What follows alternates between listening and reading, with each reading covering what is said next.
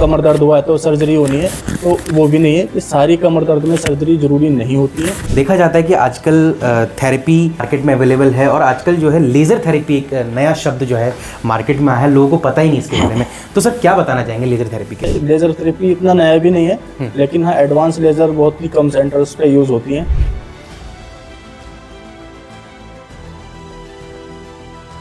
Gym या कोई भी अपनी एक्सरसाइज वगैरह होती नहीं है, कंटिन्यू लॉन्ग टाइम तक बेड पोस्चर में सिटिंग होती है, तो इसका एक मुख्य कारण है जिसकी वजह से स्लिप डिस्क, सियाटिका या लोअर बैक पेन रहना शुरू हो जाते हैं। क्या आप भी साइटिका, स्लिप डिस्क एवं कमर के दर्द से हैं परेशान? तो पहुंच जाइए जसपुर के hi tech spine and pain and laser centre में। जी हाँ, नमस्कार दोस्तों, मैं अभिषेक आपका स्वागत करता हूं सुरागी लाल न्यूज़ चैनल में। और इस वक्त मैं मौजूद हूं जसपुर के hi tech spine and laser centre में। मेरे साथ इस वक्त बातचीत के लिए जो है डॉक्टर आले मौजूद हैं। नमस्कार सर। नमस्कार जी, आपका सर वेलकम। कैसे हैं आप? बहुत बढ़िया। सर जानना चाहूँगा, आज आपके हाईटेक स्पाइन लेज़र सेंटर में पहुँचा हूँ।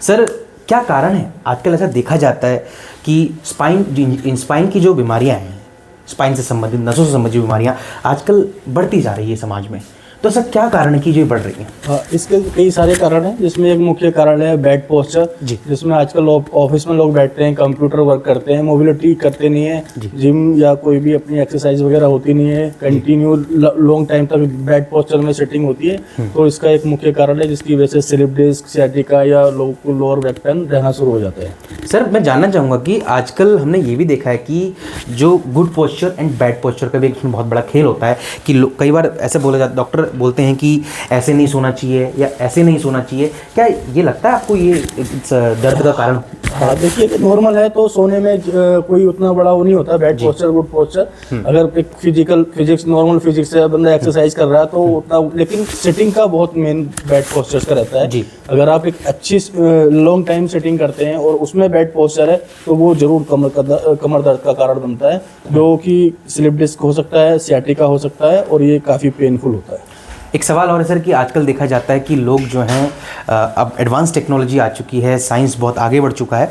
देखा जाता है कि आजकल थेरेपी मार्केट में अवेलेबल है और आजकल जो है लेज़र थेरेपी एक नया शब्द जो है मार्केट में आया है, लोगों को पता ही नहीं इसके बारे में। तो सर क्या बताना चाहेंगे लेज़र थेरेपी के बारे में? सर देखिए, कई अलग अलग टाइप की थेरेपीज होती हैं। फिजियोथेरेपी में बहुत सारे इक्विपमेंट्स होते हैं, जिसमें एक लेज़र थेरेपी भी होती है। लेज़र थेरेपी इतना नया भी नहीं है, लेकिन हाँ एडवांस लेज़र बहुत ही कम सेंटर्स पे यूज़ होती हैं जी। और सबकी अपनी एक लिमिटेशन होती है। ऐसा नहीं है कि लेज़र थेरेपी है तो कमर के किसी भी दर्द में मतलब ठीक करेगी, उसका अपना लिमिटेशन है।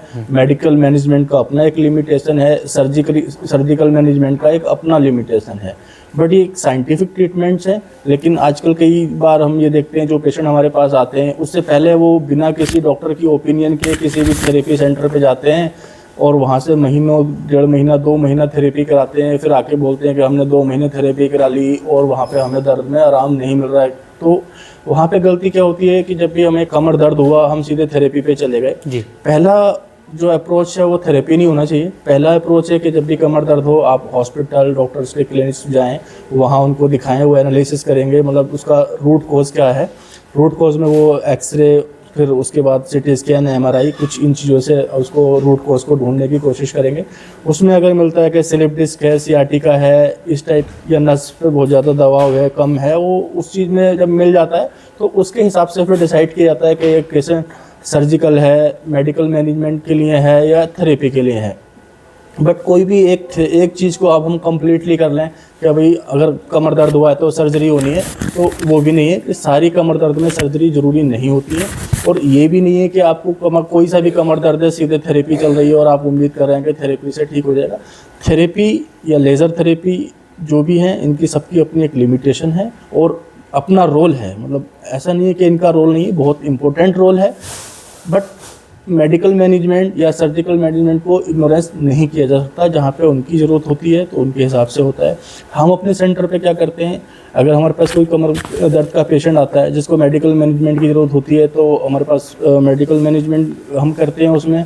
अगर जिसको लेज़र ट्रीटमेंट की ज़रूरत होती है तो लेज़र ट्रीटमेंट करते हैं। अगर किसी की नस पे दबाव हुआ है तो हमारे पास रोबोटिक स्पाइनल डिकम्प्रेशन थेरेपी है, उससे हम उसकी जो नस पे दबाव पड़ रहा होता है उसको डिकम्प्रेस करने की कोशिश करते हैं।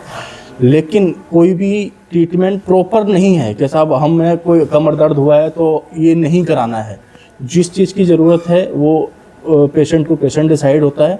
पेशेंट ने अपने मन में कुछ बना के रखा है कि हमें यही कराना है, वो उस तरह से ट्रीटमेंट पॉसिबल नहीं होता। हमारे पास जब पेशेंट आते हैं तो लगभग 2-3 महीने पहले ऑलरेडी वो थेरेपियाँ ले चुके होते हैं। आश्चर्य की बात यह है क्या जो 2-3 महीने उन्होंने काटे हैं वो बिल्कुल पेनफुल थे। कभी इधर दिखाया, कभी कोई लोग कायरोप्रैक्टिक का आजकल बड़ा कंसेप्ट चल रहा है, कायरोप्रैक्टिस कराते हैं, कपिंग थेरेपी का बड़ा चल रहा है, निडल थेरेपी का, क्या सब अपने अपने हिसाब से मतलब कमर दर्द हुआ, हमने प्लान कर लिया था हमें ये वाली थेरेपी करानी है, उस थेरेपी सेंटर पे गए और कराना शुरू कर दिया। ये कंसेप्ट बिल्कुल सीधा ठीक नहीं है। डॉक्टर के सबसे पहले पेशेंट ने डॉक्टर के पास जाना है, डॉक्टर ने उसका रूट कॉज ढूंढना है और रूट कॉज के हिसाब से फिर ट्रीटमेंट डिसाइड होना है। कौन सा पेशेंट, हर कैंडिडेट अलग अलग ट्रीटमेंट के लिए होता है। कोई मेडिकल मैनेजमेंट के लिए होता है, कोई थेरेपी के लिए होता है, जिसमें फिजियोथेरेपी में लेज़र थेरेपी, फिजियोथेरेपी, कपिंग, बहुत सारी चीज़ें हो सकती हैं। लेकिन वो डिसाइडेड मतलब बाद में होता है। पहले उसको कैंडिडेट को सिलेक्ट करना है कि ये किस चीज़ के लिए बेस्ट है, किस चीज़ के इसमें बेस्ट रिजल्ट आएंगे। चलिए डॉक्टर साहब, आपसे विदा लेते हैं, आपने हमें बड़ा कीमती समय दिया। तो ये थे हमारे साथ डॉक्टर आले हसन जी, जिन्होंने साफ तौर पे कहा कि जितनी भी साइटिका की बीमारी होती है, स्पाइन से संबंधित जो भी बीमारियां होती हैं, उसको जो है आप एक प्रॉपर आजकल जो है विज्ञान जो है साइंटिफिक तरीके से जो है आजकल ट्रीटमेंट्स जो है मार्केट में मौजूद हैं। हाईटेक स्पाइन सेंटर जो है हमारा जसपुर में यहाँ मौजूद है।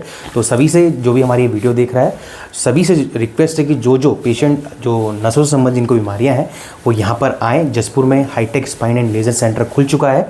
तब तक के लिए आपका धन्यवाद।